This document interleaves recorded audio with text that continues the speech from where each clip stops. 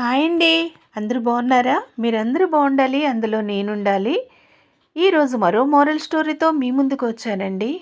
నాన్న లేకపోవడం వల్ల ఆ బిడ్డ పడిన కష్టాలు అనే మోరల్ స్టోరీతో మీ ముందుకి వచ్చానండి. రామకృష్ణ లక్ష్మమ్మ అనే దంపతులు ఉన్నారండి కొడమంచిలి అనే గ్రామంలో. అయితే వీరికి సౌమ్య అనే ఒక పాప పుట్టింది. రామకృష్ణ చాలా మంచి వ్యక్తి. వ్యాపారం చేసుకుంటూ మరి ఆ బిడ్డని పోషించుకుంటూ చాలా ప్రాణంగా పెంచుకుంటూ ఉండేవాడు. ఆడపిల్లంటే తండ్రికి అధికమైన ప్రేమ కదండి. మా అమ్మ తర్వాత అమ్మవ నువ్వే అని చాలా గుండెల మీద పెట్టుకొని పెంచుకుంటూ ఉండేవాడండి. అయితే తను చేయుచున్నటువంటి వ్యాపారం కూడా చాలా మంచి అభివృద్ధి చెందుతూ ఉంటుంది.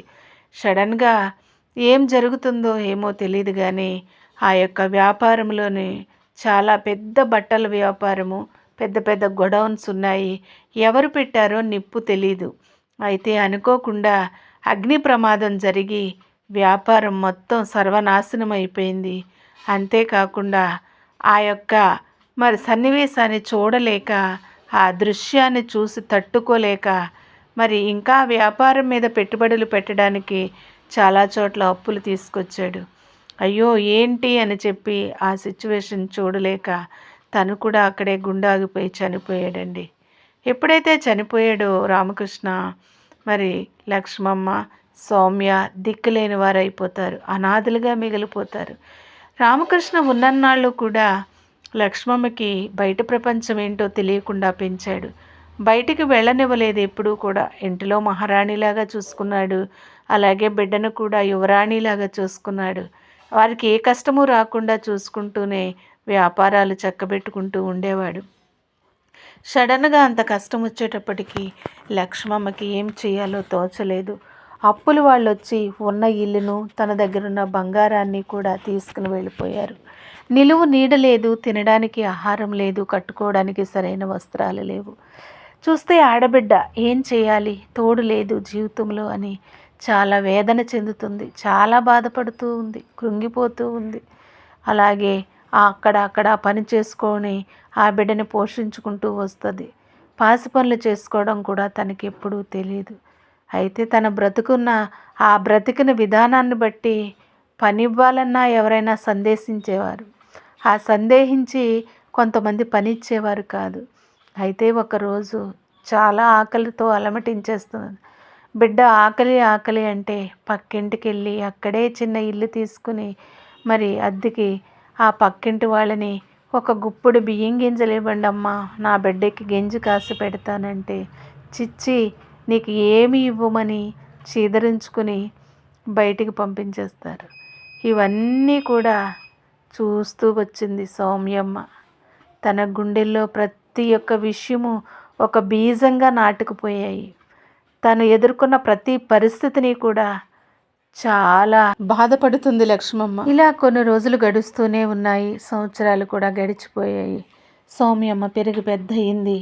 ఎలా అయినా సరే పట్టుదలతో నేను చదువుకోవాలి అని చెప్పి చదువుకొని డిగ్రీ వరకు చదువుకొని ఆ ఊరిలో కట్టుబాటు ఏమిటి అంటే ఆడపిల్ల బయటికి వెళ్ళి పని చేయకూడదు, ఆడపిల్ల బయటికి వెళ్ళకూడదు, ఎక్కడ పని చేయకూడదు, తన కాళ్ళ మీద తను నిలబడి బ్రతకకూడదు అనే ఒక కట్టుబాటు నుంచి తెంచుకుని బయటికి వెళ్ళి ఒక పెద్ద స్కూల్లో టీచర్గా జాయిన్ అవుతుంది. టీచర్గా జాయిన్ అయ్యి తనకు వచ్చే జీతంతో కుటుంబాన్ని పోషించుకుంటూ వస్తుంది. అంతేకాకుండా తను ట్యూషన్ సెంటర్స్ పెట్టి ట్యూషన్ సెంటర్స్ రన్ చేసి అక్కడ కూడా దాని ద్వారా కూడా మంచిగా ఆదాయం సంపాదించుకుంటూ ఉంటుంది. తన స్నేహితురాలు మరి స్నేహ అని చెప్పి ఆ అమ్మాయి చాలా సహాయం చేస్తుంది మరి సౌమ్యకి.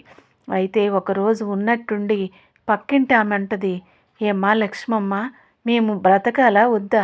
ఏంటి ఈ ఊరు కట్టుబాట్లు నీకు తెలీదా? ఈ ఊరు కట్టుబడి ఉండాలి అంతే, నువ్వు ఈ ఊళ్ళో ఉంటున్నావు కాబట్టి. నీ కూతురు బయటకెళ్ళి ఉద్యోగం చేస్తుంది, మరి నీ కూతురుని చూసి ఇంకో 10 మంది బయటకెళ్ళి పని చేస్తాను అని తయారవుతారు.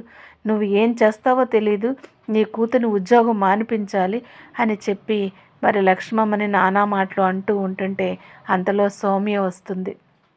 సౌమ్య వచ్చి విని విన్న తర్వాత అంటుంది, అప్పుడు సౌమ్య అంటుంది, ఏంటి ఆంటీ మాట్లాడుతున్నారు మీరు? మీకు సిగ్గు అనిపిస్తుందా నేను కష్టపడి పని చేసుకుంటే? అన్నం లేకుండా మంచినీళ్ళు తాగి పస్తులున్న రోజులు ఎన్నో ఉన్నాయి మా జీవితంలో. మా నాన్నగారు చనిపోయిన తర్వాత మేము పడిన కష్టాలు అనేక మంది చూశారు, కానీ ఎవ్వరూ కూడా సహాయం చేయలేదు. నేను ఆకలితో అలమటించి ఏడుస్తూ ఉంటే నా తల్లి మీ దగ్గరికొచ్చి ఒక గుప్పుడు బియ్యం గింజలు ఇమ్మంటే చీ పొమ్మన్నావే, నువ్వా వచ్చి నీతులు చెప్తున్నావు? మేము తప్పు చేయట్లేదు, కష్టపడి మరి నా తల్లిని పోషించుకుంటూ నా కుటుంబాన్ని నేను నిలబెట్టుకుంటున్నాను. ఏం చెప్తున్నా? ఇలాంటి మాటలు ఎప్పుడూ కూడా చెప్పొద్దంటీ. మేము ఏ తప్పు చేయట్లేదు, చదువుకున్నాను, కష్టపడి పని చేస్తున్నాను, నా తండ్రి స్థానంలో నేనుండి నా కుటుంబాన్ని నిలబెట్టుకుంటూ వస్తున్నాను. ఆకలి అన్న రోజున ఎవరూ మాకు సహాయం చేయలేదు, ఎవరూ ఆదుకోలేదు అని చెప్తే, చూసావా లక్ష్మి, నీ కూతురు ఎంతెంత మాట్లాడుతుందో. అవునంటీ అంటాను. నువ్వేం చేసావు? నీ కూతురు జీవితాన్ని నిలువెల్లా నాశనం చేసావు. డబ్బు కోసం ఆశపడి ఒక ముసలోడికి ఇచ్చి చిన్నపిల్లని మరి పెళ్లి చేసి ఆ ముసలోడు చచ్చిపోతే తెల్ల చీర కట్టి మూలన కూర్చోబెట్టావే, అది ఎంత పాపం ఆంటీ. అది నీకు తెలియదు. ఇప్పుడు నీకు చేతనైతే నీ కూతురు జీవితాన్ని నిలబెట్టు. తను కూడా మంచి ప్రయోజకురాలు కింద చెయ్యి. తనకి ఎంతో భవిష్యత్తు ఉంది. తన జీవితం సర్వనాశనం కాకుండా నువ్వు కూడా మరి నీకు చేతనైన సాయం చేసి నీ కూతురు జీవితాన్ని సరిదిద్దు. నాకులాగా కాదు, నాకులా కష్టాలు పడిన ప్రతి బిడ్డ కూడా బయటకు వచ్చి కాళ్ళ మీద నిలబడాలి. ఎవ్వరికీ చెయ్యి చాపకూడదు. 10 మందికి నేను ఈరోజు సహాయం చేస్తున్నాను, 10 మందికి ఉద్యోగాలు ఇచ్చాను. నేను బ్రతకడమే కాదు 10 మంది బ్రతికే విధంగా చేస్తున్నాను అని అనేలోపు అని అంటూ ఈ యొక్క పక్కాంటి అంటూ వెళ్ళిపోతుంది. వెళ్ళిపోతున్న కొంతసేపటికి మరి లక్ష్మమ్మకి ఒక అన్నగారు ఉంటాడు, చాలా ధనవంతుడు, మంచి పేరు ప్రఖ్యాతులు ఉన్నటువంటి వ్యక్తి. చెల్లెలు భర్త చనిపోతే బిడ్డతో ఎన్నో కష్టాలు పడుతుంది అని కూడా తెలిసి కూడా సహాయం చేయరు. అయితే వచ్చంటాడు, ఏ లక్ష్మి, నీ కూతురికి పెళ్ళి ఎలా అవుతుంది? నీ కూతురికి పెళ్ళి ఎలా చేస్తావు? వెళ్ళి ఉద్యోగం చేయడమే కాకుండా అనేక మందికి ఉద్యోగాలు ఇచ్చి తను వారు కాళ్ళ మీద వారు నిలబడాలి అని చెప్పుతుంది. ఏంటి, ఏం చెయ్యాలనుకుంటున్నావు అని అంటే, మావయ్య, నేను ఇప్పుడు నీతో మాట్లాడలేదు. ఉన్నామా, బ్రతికామా, అసలు చచ్చిపోయామా, అసలు సజీవ లెక్కలో ఉన్నామా అని కూడా మమ్మల్ని ఆలనా పాలనా చూడనటువంటి వ్యక్తివు నా పెళ్ళి గురించి మాట్లాడుతున్నావు. నా పెళ్ళి అవ్వకపోయినా పర్వాలేదు మావయ్య. నేను కష్టపడితేనే నా తల్లిని పెంచుకోగలను, నాన్న కష్టపడితేనే నా కుటుంబం నిలబడుతుంది. అంతే తప్ప నువ్వొచ్చి నీ కూతురికి సంబంధాలు ఎవరిస్తారు అని చెప్తున్నావే, అలాంటి మాటలు మాట్లాడొద్దు. చేసుకోవాలి అనుకున్న వాళ్ళు నా కాళ్ళ దగ్గరికే వస్తారు మావయ్య. అంతేకాని కష్టపడి ఉద్యోగం చేయడం ఆడది తప్పు, ఆడది బయటికి వెళ్ళకూడదు, ఆడది పని చేయకూడదు అని అంటే చాలా కష్టం. మా నాన్న చనిపోయిన తర్వాత ఎంతో దుఃఖంలో మునిగిపోయాము. నాన్న వాళ్ళు ఎంతోమంది ఉన్నారు, కానీ ఎవరూ మమ్మల్ని ఆదుకోలేదే. కనీసం రక్త సంబంధువు, ఎంతో అధికారం ఉంది, హోదా ఉంది, నీకు మంచి ఆస్తుపాస్తులు ఉన్నాయి, ఒక్క పూట తీసుకెళ్ళి మాకు ముద్ద పెట్టావా మావయ్య? పెట్టలేదు సరి కదా. ఇప్పుడు నీతులు చెప్పడానికి వచ్చావే, నీ నీతులు నాకు అవసరం లేదు మావయ్య, నువ్వు వెళ్ళిపో. ఇప్పటి వరకు ఎవరూ లేనట్టుగానే మేము జీవించాము, ఇక ముందు కూడా అలాగే జీవిస్తాము. మేము కావాలనుకున్న వాళ్ళు ఎవరో వస్తారు, లేదు అంటే అలానే ఉంటాను నేనని గట్టిగా చెప్పి వాళ్ళ మావయ్యని పంపించేస్తుంది. అప్పుడు ఆ తల్లి కన్నీళ్లు పెట్టుకొని ఆ కూతుర్ని హత్తుకొని ఏడుస్తుంది. అమ్మా, నేను ఎంతో బాధపడ్డాను, ఎన్నో కష్టాలు పడ్డాను, చనిపోవాలనుకున్నాను, నువ్వు చాలా పెద్దదానివి అయిపోయావమ్మా. నిజమేనమ్మా, ఎవ్వరూ మనకి ముద్దు పెట్టలేదు, ఎవ్వరూ సహాయం చేయలేదు. ఈరోజు ఉద్యోగం చేసుకొని సుఖంగా సంతోషంగా బ్రతుకుతూ ఉంటే అందరికీ ఈర్ష్య పుట్టి బయటకు వెళ్ళనివ్వద్దు అని అంటూ ఉన్నారు. నిజమేనమ్మా, మనలాంటి కుటుంబాలు ఎన్నో ఉన్నాయి. వాళ్ళందరికీ నువ్వు ఆదర్శంగా నిలబడాలి, సహాయపడాలి. ఎంతోమంది నలిగిపోతూ ఉన్నారు, నిరసరాయులుగా నిలిచిపోయారు. అలాంటి వాళ్ళకి నువ్వే ఆదర్శంగా నిలబడాలి. కాబట్టి నీ జీవితం ఒక ఇన్స్పిరేషన్గా అవ్వాలి అని చెప్పి తల్లి ప్రోత్సహిస్తుంది. ఆ రోజు నుంచి కూడా మరి సౌమ్య డ్యూటీ చేసుకుంటూ మరి చక్కగా అనేక మందికి డ్యూటీలు ఇస్తూ ఉంటుంది.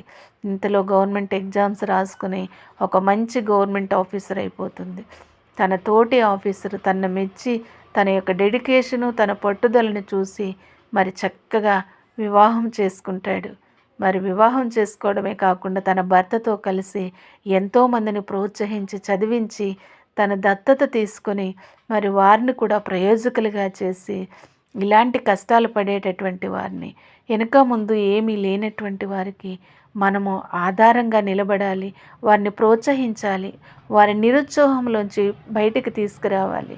వారి దుఃఖంలో ఉంటే వారికి సహాయం చేసి వారి కన్నీళ్లు తుడవాలి అని చెప్పి ఎంతోమందికి మోటివేషన్ క్లాసెస్ పెడుతూ కౌన్సిలింగ్ ఇస్తూ మరి ఎంతో అవేర్నెస్ని క్రియేట్ చేస్తుంది ఈ సౌమ్య.